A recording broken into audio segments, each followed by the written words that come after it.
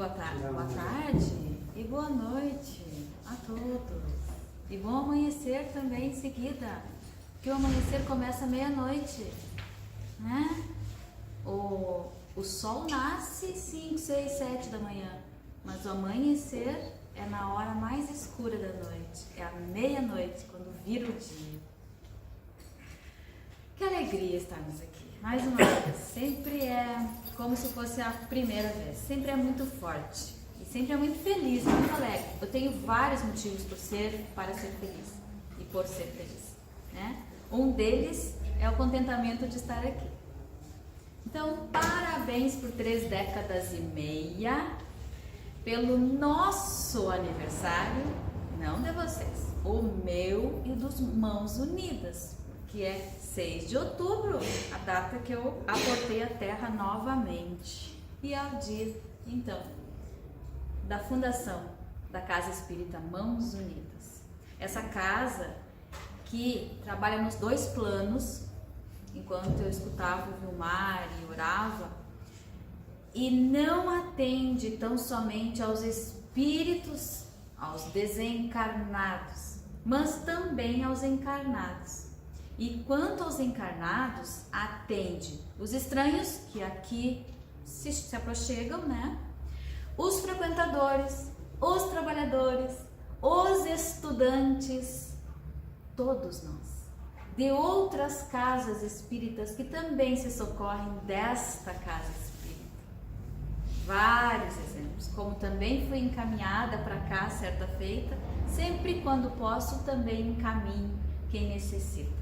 Até porque somos uma grande família de espíritas morando em casas separadas, já falei isso aqui também. Nosso sobrenome divino, todos somos irmãos, filhos do mesmo Pai, do Deus Criador. Hoje vim falar um pouco de uma passagem de Jesus, em João, que é a passagem de Jesus e a samaritana no poço de Jacó. A água viva é o tema, porque é o que Jesus diz que ele é, tá? Mas antes de entrarmos no tema realmente, eu gostaria de dar algumas definições, porque eu sou professora de biologia, né?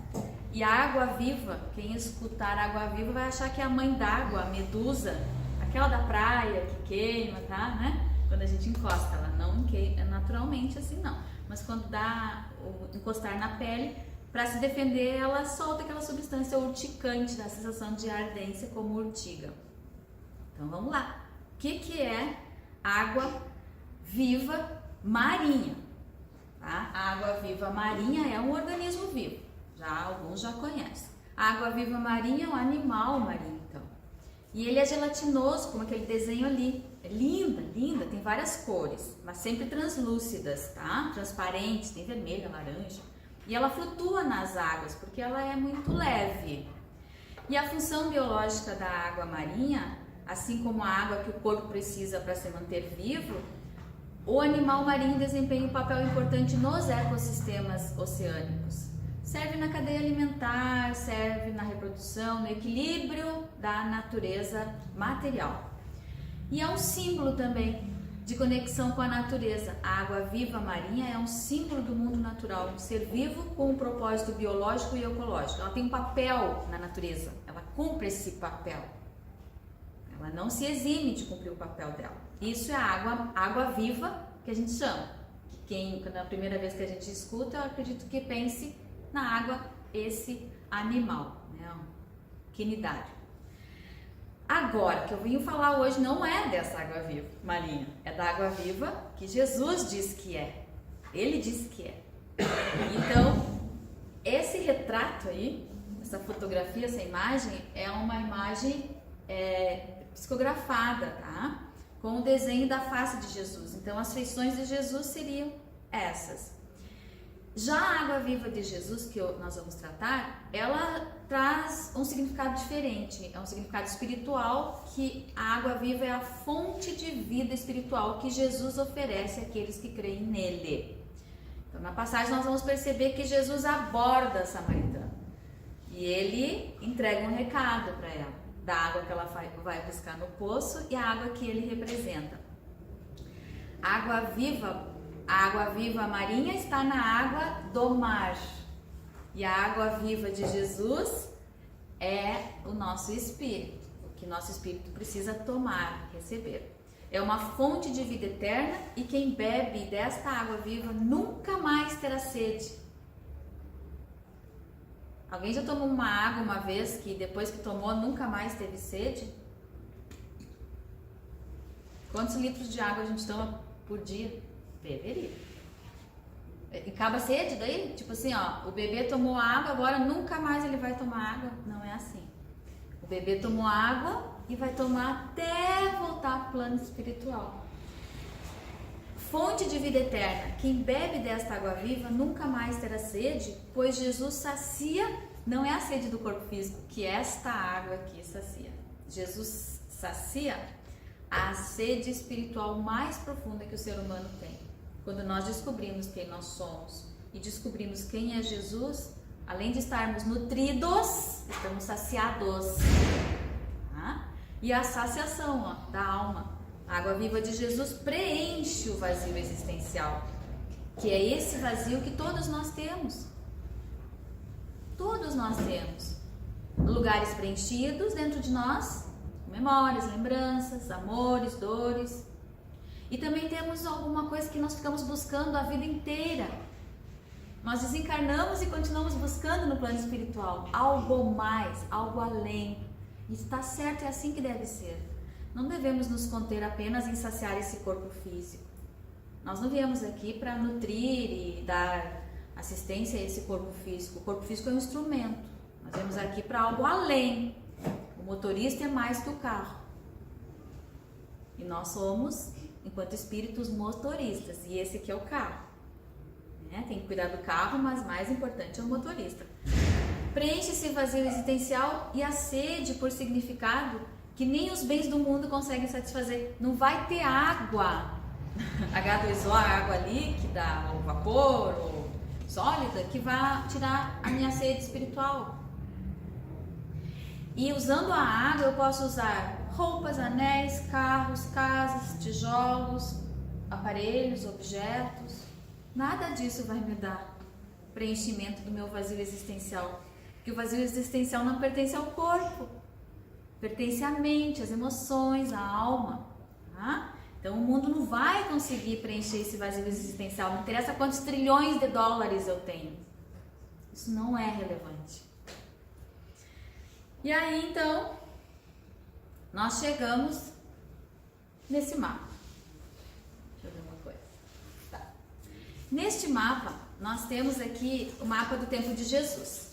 Tá? Só para localizar só um pouquinho, rapidamente. Aqui nesse azulzinho, lilazinho assim, um azulzinho mais claro, é a Samaria, essa região aqui, tá?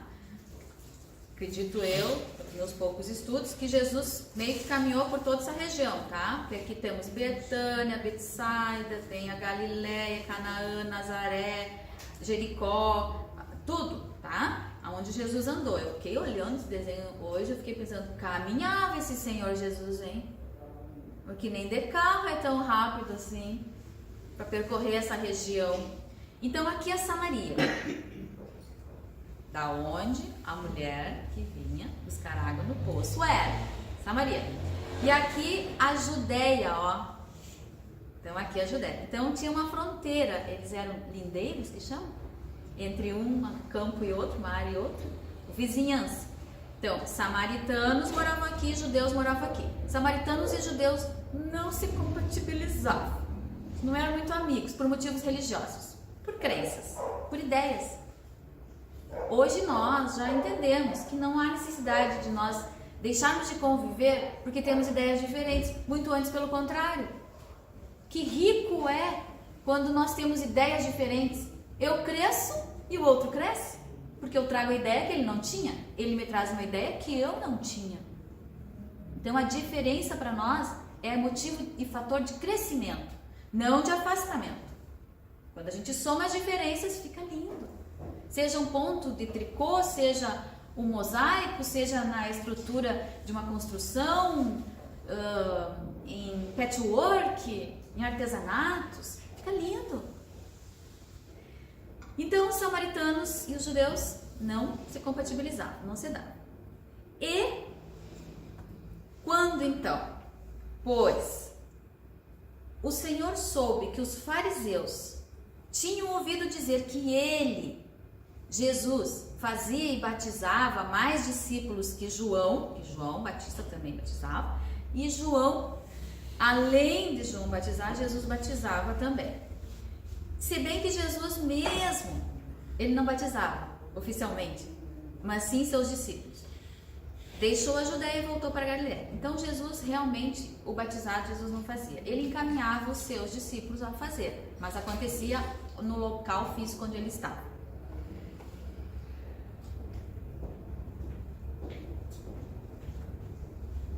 Então, Jesus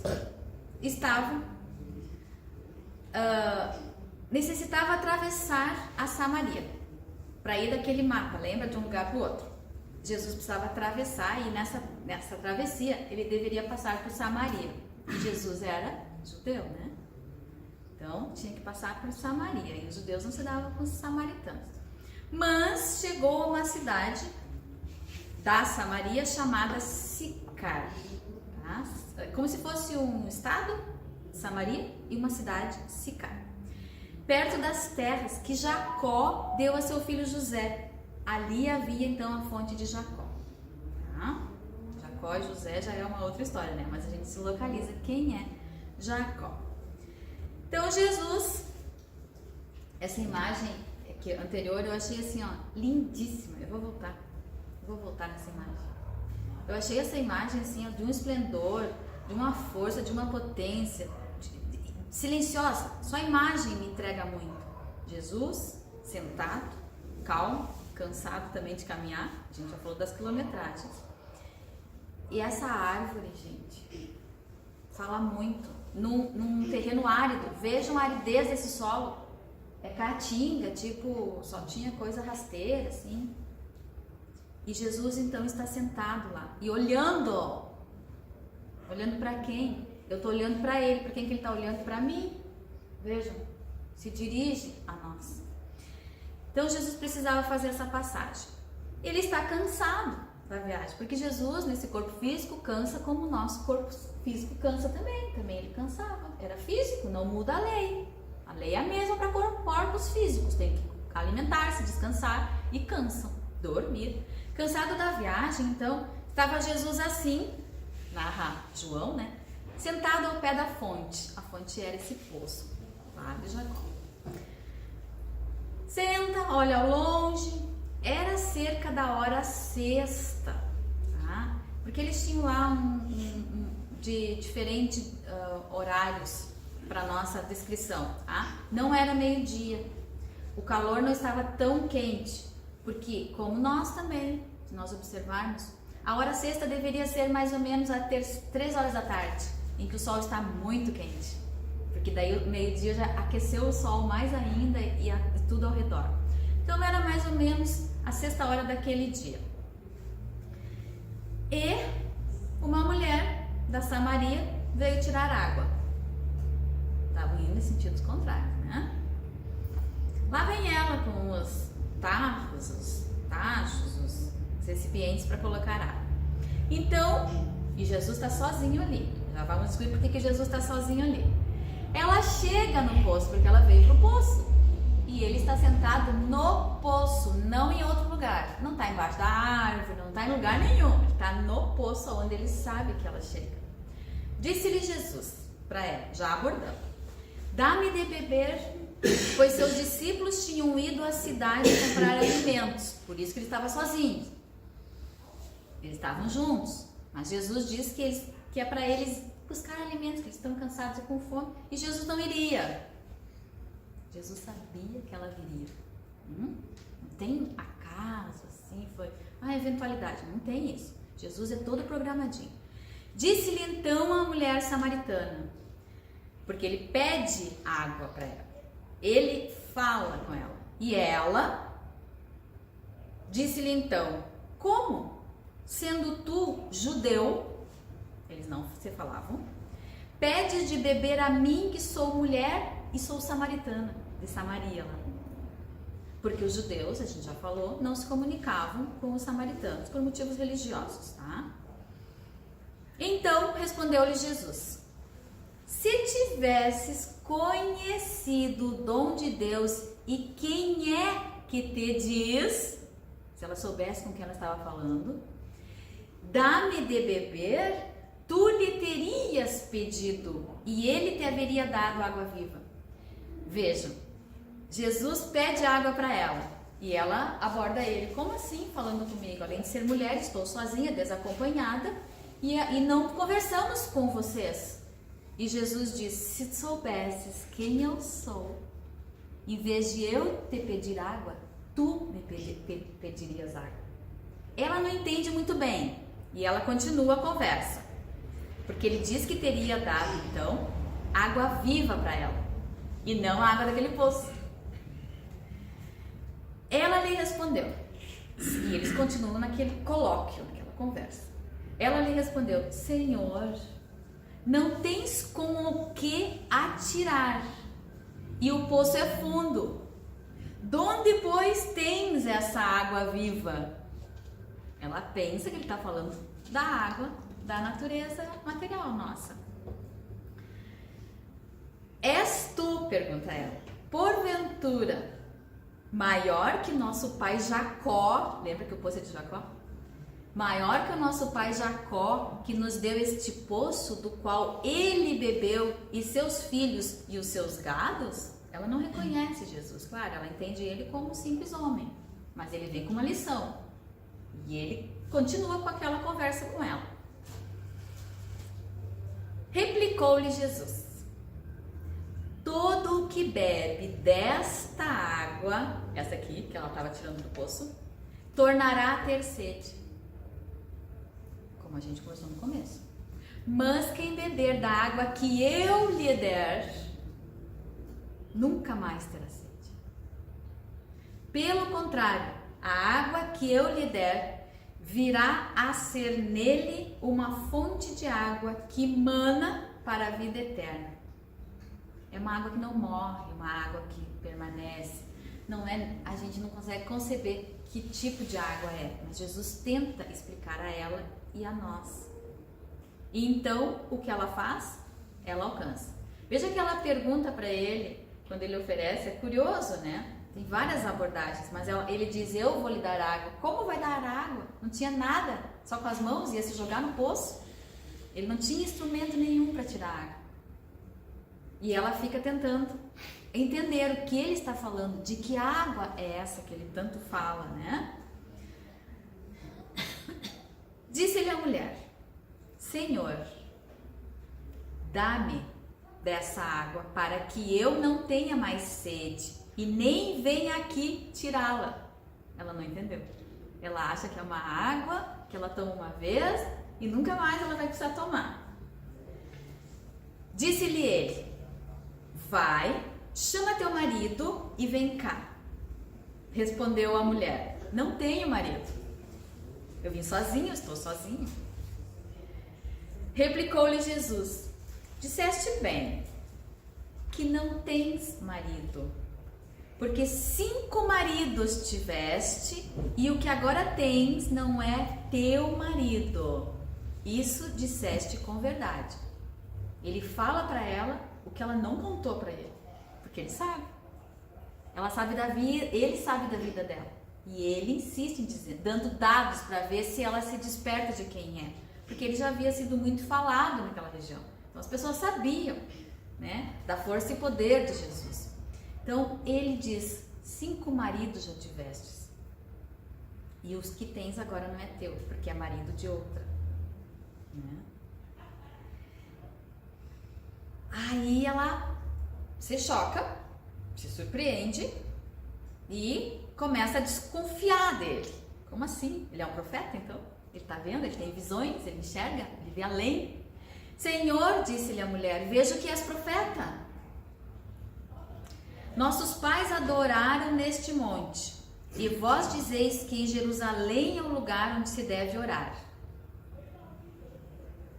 Disse-lhe Jesus: mulher, crê-me, a hora vem em que nem neste monte, nem em Jerusalém adorareis o Pai. Não era no lugar físico, não era naquele lugar, naquele monte, naquele espaço físico. Vós adorais o que não conheceis. Nós adoramos o que conhecemos, pois a salvação vem dos judeus, mas a hora vem e agora é em que os verdadeiros adoradores adorarão o Pai em espírito e verdade, porque são estes que o Pai procura para seus adoradores. Deus, nosso Pai Criador, não quer humanos encarnados que adorem objetos, que adorem esculturas, que adorem materiais, mas Ele quer algo além, algo que adore algo imaterial, quem criou tudo o que há, a inteligência máxima, a inteligência suprema. Então Ele vem trazendo que não precisa ir a lugar nenhum, precisa sim ir para dentro de si, a viagem mais longa da nossa vida. Demora várias reencarnações, muitas reencarnações, para nós viajarmos para dentro de nós mesmos, a viagem mais longa. Então, continua a conversa e é dito: Deus é espírito e é necessário que os que o adorem em espírito e verdade. Sinceramente, não materialmente, emocionalmente. Eu sei, respondeu a mulher, que vem o Messias, que se chama Cristo. Ela ainda não se deu conta com quem ela está falando. Quando ele vier, como profeta, anunciar-nos-á todas as coisas. Ela fala para ele que ela tem conhecimento de que alguém chegará para orientar, mas ela ainda não percebe que é o próprio.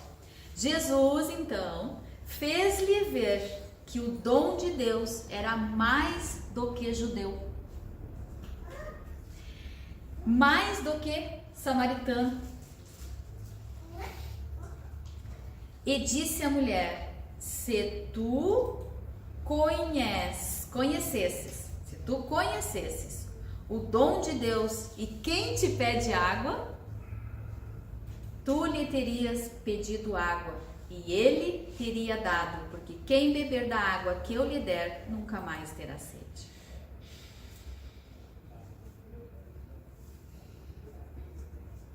Nesse desenho que eu encontrei, eu achei assim ele muito didático e eu gostaria que nós ficássemos com essa imagem da mulher tirando água do poço. Percebam a profundidade do poço, a quantidade de água que tem aqui é enorme, quantidade enorme, não sei quantos litros, 1000 litros, não sei quantos 1000 litros tem o poço, é bastante água, precisa de algum instrumento para retirar essa água, mas a água que Jesus nos traz, ela é infinita, eterna, se diz, né? Não acaba nunca. Essa passagem está em João, capítulo 4, 13 e 14. Ele diz: quem beber da minha água nunca terá sede. Não é uma água material. É uma água que preenche o vazio existencial, não o vazio estomacal. É além. Porque encher o estômago com água é fácil. Agora, encher a alma com essa água viva, que é a água do Espírito, é só para quem se manifesta em vontade. E não tem como essa aqui, eu não estou com sede. Aí vem alguém e me empurra a goela abaixo. O que eu faço? Guspo tudo. A água entra na minha boca e eu guspo, eu não engulo. Se eu não quiser, eu não engulo.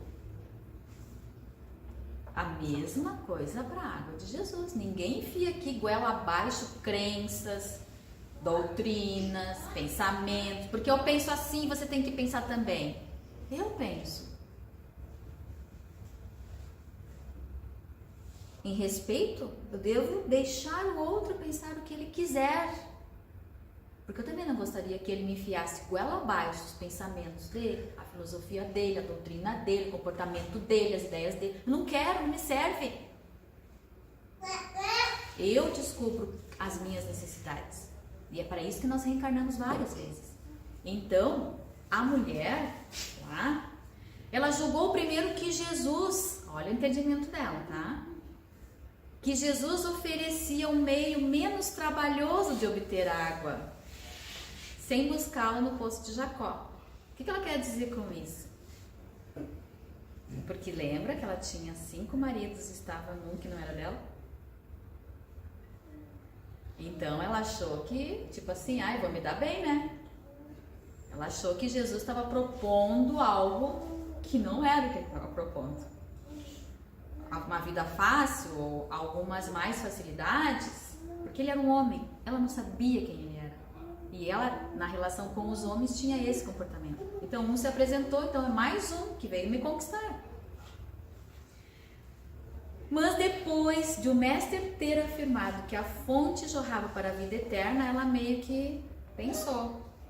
E depois de haver revelado à samaritana fatos ocorridos em sua existência, ele contou para ela quem ela era. Ela não contou para ele contou para ela quem ela era. Aí ela ficou impressionada. Pensa que alguém vai chegar para mim e vai dizer que eu tenho tal situação, que eu tenho uma profissão, que a minha mãe é fulana de tal. Como que eu não vou ficar surpresa se eu não falei nada para a pessoa? E é uma pessoa estranha, não me conhece, eu nunca vi, nunca ela me viu. Então ela fica maravilhada pelos ensinamentos incomparáveis que recebera naquele momento. Ela se percebe, porque também nisso, né? Jesus tem um jeito peculiar de falar, sabe? Por isso as parábolas, por isso a importância das parábolas. Não tem quem não entenda uma história. Mas Jesus nunca estava se referindo a ovelhas e pastores. Ele estava indo além disso, mas era o palavreado, como a gente diz, a história, o enredo, que aquele grupo entendia naquela época, nós reencarnados. Hoje, se falar para nós em pastores e ovelhas, faz algum sentido para nós? Não faz. Teria que mudar a profissão. Naquela época, fazia sentido falar de ovelhas, de pastores, porque era o pastoreio a profissão da época. Se Jesus viesse hoje, ele falaria historinhas, né, parábolas, referentes ao momento atual. Seja de internet, seja de Wi-Fi, seja de redes sociais, não sei, ele criaria uma história em relação a isso, porque isso nós entendemos. De ovelhas eu não entendo, mas de internet eu entendo um pouco. Então, ela ficou maravilhada, e ela nunca tinha ouvido esses ensinamentos dos mestres de outras horas, de outras épocas, né? E ela deixou o cântaro, que ela veio buscar água, mas ela já nem levou a água. E foi imediatamente para a cidade, porque Jesus também chamou para isso. Chamar o povo para que fosse ver aquele homem que lhe dissera tudo o que ela tinha feito e perguntava insistentemente: não será este o Cristo? Ela ficou reflexiva. Ela foi chamar os outros para tirar dúvida, inclusive. Mas será que ele não é o Jesus que nós estamos esperando, o Cristo? Ele também não se apresentou para ela. Ele não disse o nome dele. Ele não mentiu. Ele não se apresentou. Era um homem e uma samaritana. Como é que ela sabia que ele não era samaritano? Porque do lugar que ele vinha da região da Judéia. E ela estava descendo da Samaria. Então ela sabia que ele da Samaria não era samaritano. Comportamento, postura, talvez vestimento, vocabulário. E aí, lá em João, ainda, agora capítulo 7, há uma conclusão do nosso trabalho. E nesse momento é narrado que naquele dia, naquela festa, nas bodas e uma festa em Jerusalém, que Jesus levanta-se e exclama: quem tiver sede, venha a mim e beba. Jesus não foi empurrar água em ninguém. Ele alerta: aqui temos água. Quem quiser, vem buscar. Não foi lá. Ele ofertou, mas ele não levou em mãos. Quem quiser tem que levantar. Tem que levantar e vir buscar. Quem tiver sede, vem a mim. Mas não é só vir a ele e sair saciado, não. Beba. A tua parte é beber, agora engole. Suporta. Talvez a água seja muito, seja pouca, um sabor diferenciado, não sei. Cada um vai ter um paladar para essa mesma água. Uns vão querer mais água, outros não, chega. Quem crê em mim, como disse a Escritura, no seu interior manarão rios de água viva. Porque essa água viva é uma água que não morre, é uma água que não termina nunca, que nós vamos encarnar, desencarnar, reencarnar de novo e sempre estaremos em busca de, porque é da essência espiritual, a busca. E enquanto nós ainda não descobrimos o que buscamos, não paremos, porque se pararmos realmente não encontraremos. Devemos seguir essa busca. Mais além vai nos trazendo que água é essa para nós aqui espíritas? A água é a doutrina ministrada pelo Espírito. Veja.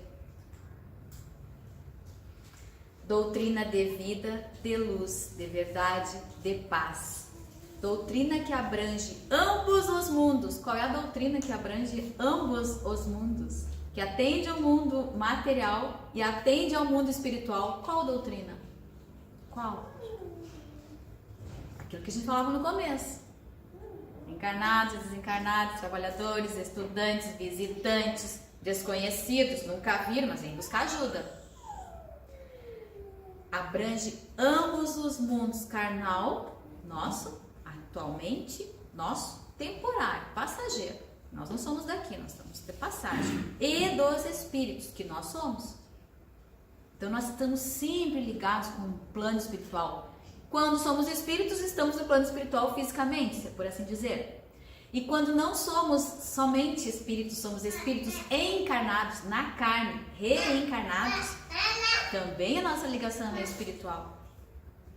Porque senão, nós seríamos apenas animais, que é um pouco diferente o assunto. Doutrina única, diz o autor, que nos garante a felicidade eterna. A água viva, que nunca acaba e que mata a sede. Que estranho, né? Que estranho. Uma água viva que nunca acaba e que mata a sede. A doutrina dos espíritos. E aí, a codificação espírita. Todos os livros da codificação. Lembra que Jesus sempre nos diz: eu tenho a água. Você quer? Vem buscar. Ele não faz ela entrega. Tem que vir buscar, gente. Tem que vir buscar, tem que vir estudar, tem que vir querer, tem que vir aprender, tem que vir se esforçar, tem que vir se contrariar. Chegar aqui com uma ideia, escutar outra ideia e ir para casa com aquilo matutando. Que sério. Agora que eu entendi, eu vou ter que mudar. Porque quando eu não entendo, não preciso fazer nada, não entendi. Mas quando eu entendo, aí a dança é outra. Trocou o passinho. Eu preciso mudar o meu passo e acertar o meu passo também, porque a música trocou. Então aqui nós temos os livros, temos grupos de estudo nas casas. Todos nós somos alunos e aprendizes e monitores. Acho que o termo correto é esse, porque professor é Jesus. Monitor, quem é monitor? Monitor é aquele aluno, coleguinha nosso da sala de aula, que sabe um pouquinho mais de geografia, ou de matemática, ou de física, ou de biologia, ou de história. E daí a gente vai para casa fazer grupinho de estudo.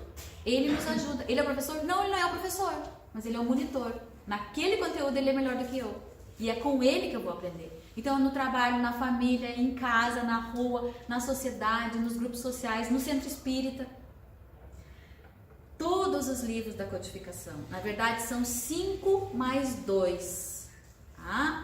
O livro dos espíritos, o que é o espiritismo, mas não está na sequência. O Evangelho segundo o Espiritismo, o Livro dos Médiuns, o Céu e o Inferno, a Gênese e obras póstumas. Está na sequência de tempo cronológico, acredito eu. A doutrina tem leitura liberada, tá? Não é proibido para menores. Não tem segredos. O que está aqui é o que é. E é o que é para todo mundo. Ah, para mim é um texto, para ti é outro texto. Não, é o mesmo texto para nós, todos. Como eu vou entender? Aí é que faz a diferença. Porque nós fomos criados simples e ignorantes. O que nos distingue então? O esforço. O esforço de cada um. Não existe, como fala, favorecimentos, privilégios. Ah, mas o fulano se deu melhor. Sim. O que ele fez para ficar onde ele chegar onde ele chegou? O que ele fez para estar onde está agora? Eu fiz isso? Eu gosto de dizer das estradas, né? Se eu quero ir para Ijuí e eu sair para Santa Maria, eu vou chegar em Ijuí? Até vou, mas a minha volta vai demorar mais. Foco na missão, para onde eu quero ir. Isso é problema meu, eu tenho que decidir. E eu vou ouvir isso 1000 vezes, inclusive eu de mim mesma me falando: Estefânia, onde você quer ir? Onde você quer estar, Estefânia, daqui a 5 anos? E não é corpo, é alma. Porque corpo eu não sei nem se eu vou chegar em casa hoje. Se eu não volto daqui a pouquinho para minha casa verdadeira. Então, que a nossa missão seja nos buscar dentro dos estudos, porque a maior caridade que nós praticamos em relação à doutrina espírita é a sua divulgação. Emmanuel fala isso, é o espírito que mentor de Chico Xavier. Aqui não é vir fazer palestra. Ah, eu preciso ser espírita. Negativo. O espírita é porque está fazendo estágio ainda. Não precisa ser espírita. Se você já sabe a lição, vai fazer. Aqui a gente vem para aprender. Se você já sabe, toma os rumos da tua vida.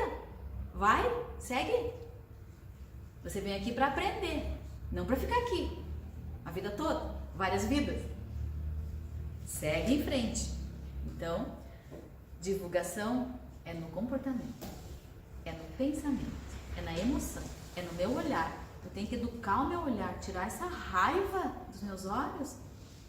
Sangue nos olhos? Raiva nos olhos, que chama? Cara, quando a gente tá bravo, e eu sou uma, especialmente também, tá na minha cara que eu não gostei. E o olho é um dardo mental. Eu dou uma olhadinha assim, chega, fulmina. Ainda bem que, né, tem a matéria que é mais densa e impede a gente de fuzilar os outros, porque o pensamento e a raiva é muito grande. Educar-nos. A gente quer que os outros sejam educados. Beleza, vamos começar? Por ti. Por ti. É fácil? Você quer educar o outro. É fácil? Você acha fácil? Acho que é possível. Que bom, que legal, parabéns. Me mostra como é que faz. Acabou o professor. Certo? Porque eu não sei fazer, mas eu quero que você faça. Então, o bom professor é aquele que mostra como faz, não que manda fazer. Esse material nós tiramos de um texto de Cairbar Schutel, de 1920, onde é que tá isso? De 1928? Deixa eu voltar aqui. Ai,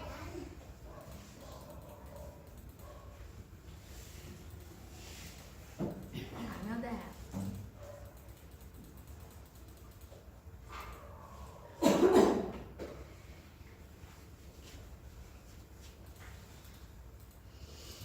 A lição é sempre a mesma.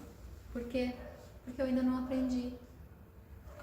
Eu não aprendi. Enquanto eu não aprender, eu vou repetir. E nada de se culpar.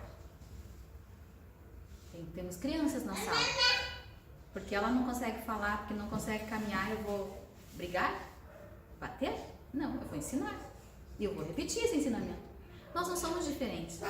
Nós também somos alunos. O corpo é grande. Mas será que a mente é grande também? Eu vejo muitos corpos enormes, mas comportamentos inadequados. E somos nós. Quantas vezes eu consigo me controlar? Quantas vezes eu consigo me equilibrar? Ficar calmo é fácil. Não está acontecendo nada. Eu quero ver ter paciência, porque calma daí é o normal, né? Ter paciência no momento do combate, do embate, do conflito. Então, todos os dias nós temos a chance para reiniciar o nosso programa. Tá aqui, Cairbar Schutel, do livro Parábolas e Ensinos de Jesus, de ontem, 1928. Tá? Bem novinha, assim, última edição, tá? Essa aqui é a primeira. Então, todo esse texto que a gente trabalhou foi em cima de um movimento e análise espírita. Sejamos paz onde estivermos. Porque se tivermos paz dentro de nós, ninguém derruba quem está seguro. Ninguém. Quando me derrubam, quando me passam a rasteira, é porque eu estava inseguro. Eu não sabia quem eu era. E eu deixo me abater. Mas quando nós nos firmamos em nós mesmos, que é para isso que Jesus vem nos trazer a mensagem da água viva. Nós temos a água viva em mãos. Vamos utilizar essa água. Começando por beber esta e se lembrar sempre que tem uma outra água que mata a sede para sempre. A sede do conhecimento, do crescimento. Parabéns, mãos unidas. E de mãos unidas continuamos. E agora, de pensamentos mais unidos ainda. Eu convoco, eu solicito a todos, no seu íntimo, se for necessário fechar os olhos, fechem, por gentileza. E agora sim, se não estávamos com os pensamentos elevados ainda, agora é a hora. Nós nos dirigimos a esse bendito Deus, esse Pai Criador, todo o poder, toda a força, suprema inteligência, bondade, justiça, misericórdia. Esse é o nome do nosso Deus. Ele é, ele não está. Ao Mestre amado, Jesus, de todas as horas, de todos os momentos, nosso irmão que segura na nossa mão. A Jesus, nosso querido Mestre, de sempre também. Esse irmão que instrui, que intui. Aos benfeitores espirituais, por esta casa de oração que se mantenham firmes, fortes, em pé, trabalhando, em coragem, no seu posto de luz. A todos aqueles irmãos que por aqui aportaram, recebam as bênçãos merecidas e necessárias a cada uma das suas necessidades ou méritos. Bendito Deus, nós te agradecemos a vida todos os dias, às vezes nem sabendo o porquê, mas por tudo damos graças. Alivia, Senhor, o nosso coração neste momento de dor e tristeza, quando assim acontecerem fatos que nos enfraqueçam temporariamente, que nós nos lembremos de quem nós somos, filhos de quem, de onde viemos, quem somos afinal e para onde vamos. Que Deus, nosso Pai Criador, nos permita tempo, inteligência e vontade, ânimos suficientes para seguirmos Jesus, através dos seus ensinamentos, através da doutrina espírita, bendita doutrina espírita, que nos serve, sejamos úteis também a servir aos outros através dos comportamentos que a doutrina espírita nos ensina. E assim iremos em paz, com alegria no coração e muita gratidão. Obrigado, Senhor. Assim seja.